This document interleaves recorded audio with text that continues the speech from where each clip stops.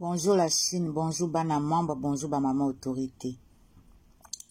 La Chine, so bomoni vidéo tout cela qui lobby na midi ya ingratitude ya ba Congolais envers Karine, oya liboso na supprimer yango parce que na tiaki nzembo moko ezalaki wana e betaki banda oloba na Larry. Donc mukolo nzembo wana asengi ba droit d'auteur, donc na supprimer yango. Du coup so bomoni yango te en ligne, ça veut dire que donc na supprimer yango. Bo so boluki yango na kati ya chaîne nanga ezate na supprimer yango. Et en tout cas merci na bao nyonso ba participer ki na émission wana ezaki émission moko kitoko penza.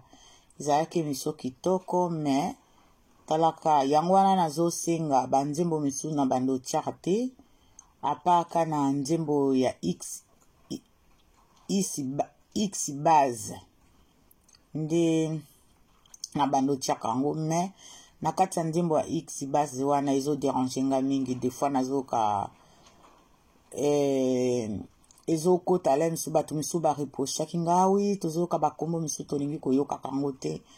Mais après bon na bando tiaka su banzembo te parce que soki na zwi nzembo eza na droit d'auteur te na tiango, mais soki eza na droit d'auteur en tout cas je préfère pas na sala vidéo na sala émission après na supprimer émission ezo déranger nga makasi ndenge émission wana bato ba intervenaki ebele mama Angola no papa na Hollande,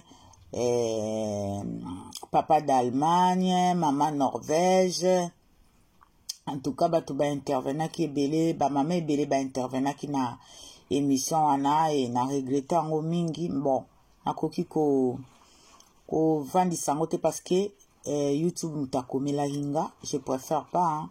Faut ko battre la chaîne pona Karine Mokonzi pona ko bundela et pona ba makambo ezo déranger chaîne. En tout cas naza désolé, naza obligé na supprimer vidéo.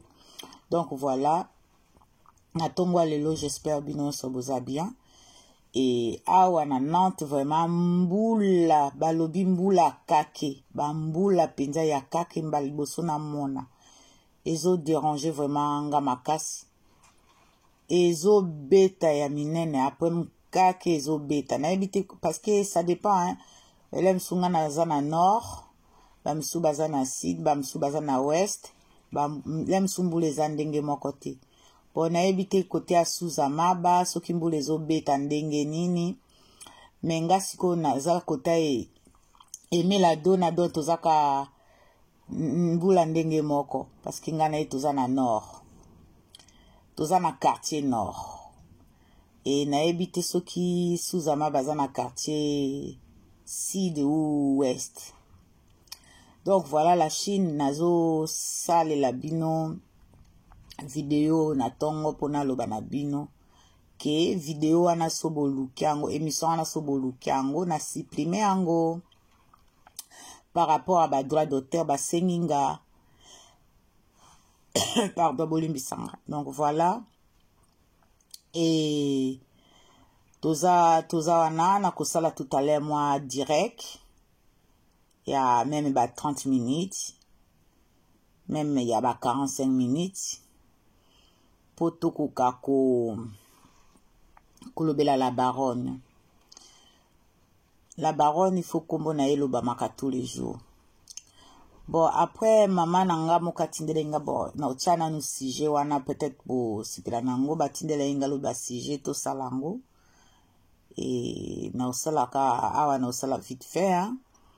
Osala vite fait soki boza kolala na ebite so ba misu ba si ba banda misala na ebike ba aide soignante bazo sala mais bao baza na confirmer quand même beaucoup taka bao balinga bakota na butute na sala ka live musu na ba midi po bato misusu o bakota na butute bakota na tongo.